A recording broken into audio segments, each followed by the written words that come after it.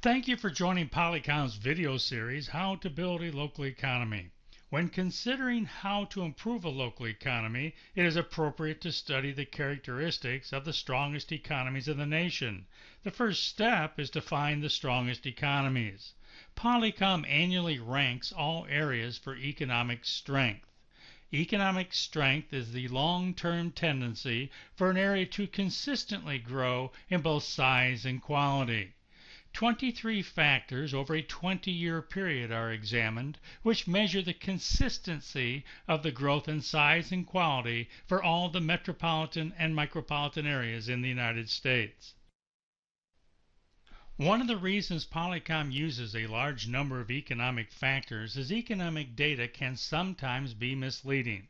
As an example, retailing is a consumptive industry which will grow when the economy grows but declines when the economy declines. However, sometimes in declining economies, the data will show the number of jobs in retail actually increasing. Suppose there is a retailer who employs 4 workers. The economy begins to decline, sales are down. The store owner decides to lay off 2 full-time workers but replaces them with 3 part-time workers. Now labor data counts part-time workers the same as full-time workers. So now in the data there are 5 people working in retailing, not 4. This is actually a 25% increase in retail employment in a declining economy. Another example of anomalous data is found in per capita personal income. An area can actually have an increase in per capita personal income as a result of a declining economy. This is the result of government entitlements. When the economy becomes distressed, more entitlements for welfare, Medicaid, and unemployment compensation flow into the area, increasing personal income, thus raising the per capita personal income. The per capita personal income can also increase as a result of a decline in population. The Gulfport Biloxi area had the 14th fastest growth rate in per capita personal income. However, during this time, it lost 6% of its population. This caused a mathematical increase in the per capita personal income. In a previous program, we learned about the consistency of economic growth.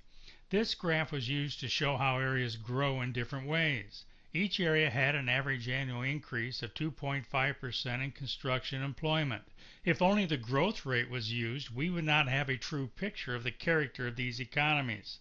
The growth percentages are adjusted upward or downward based upon annual deviations. For these areas, the mythical area would have the best score, followed by Great Falls, Montana, followed by the Sebastian Vero Beach, Florida area.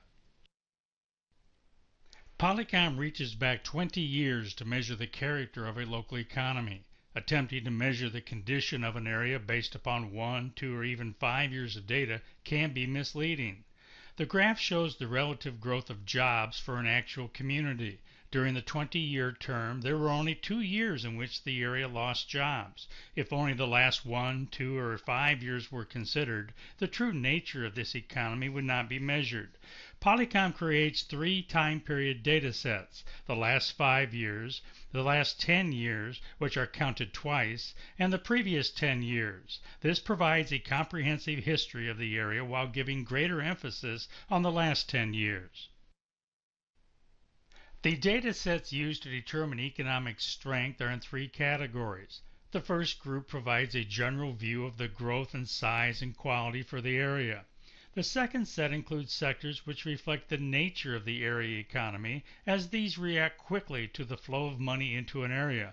Worker earnings, jobs, and wages are all used for each of these categories. The consistency of growth is also calculated for each of these. Finally, 2 distress issues are included, as they provide a counterbalance for areas which are growing rapidly as a result of economic distress.